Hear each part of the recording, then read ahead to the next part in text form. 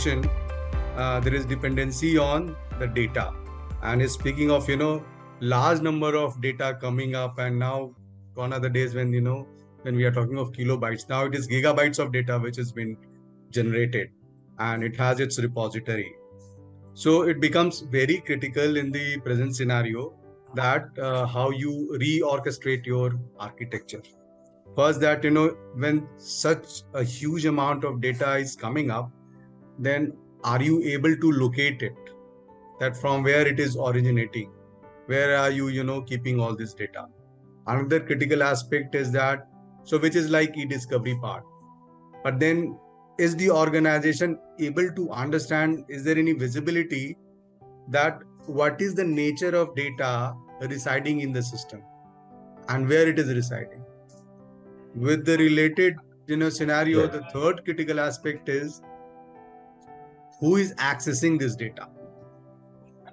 So we talk of, automation, but these three critical areas also, become imperative that you should also automate these three, processes. So how is your organization in sync with managing these challenges? This becomes very critical, right? So adoption of, say, auto data, some policies which can allow you to have auto access control of the data, auto classification of data, and continuous e-discovery. And the moment we talk of, moving towards automation, we are dependent on deep AI/ML technology, then it becomes very important that we are reducing the involvement of human.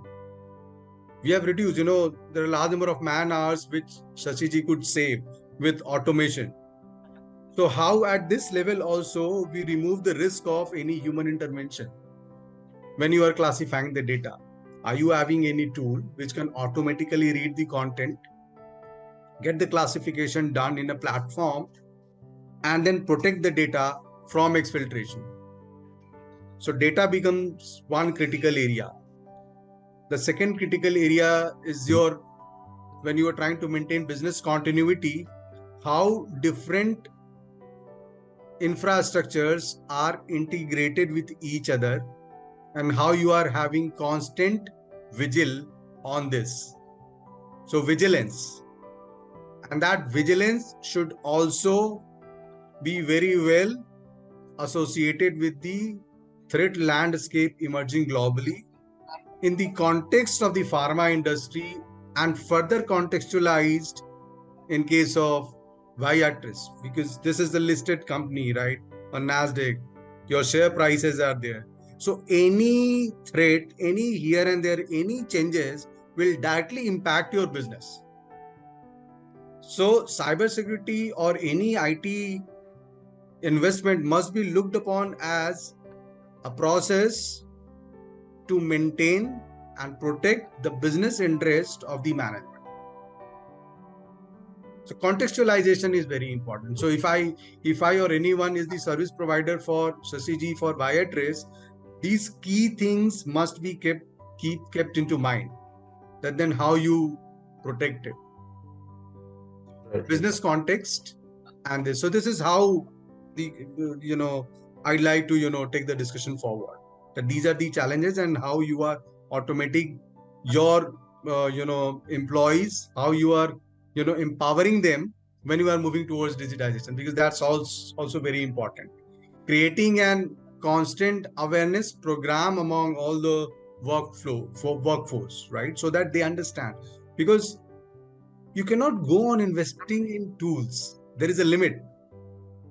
Sometimes it is also important that you are constantly educating them that they do not commit any human-led mistakes.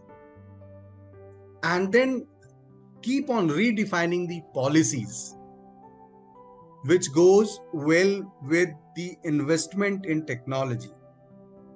Further keeping in mind the government regulations and the compliances. Like being a pharma industry, I'm sure you would be HIPAA compliant, right?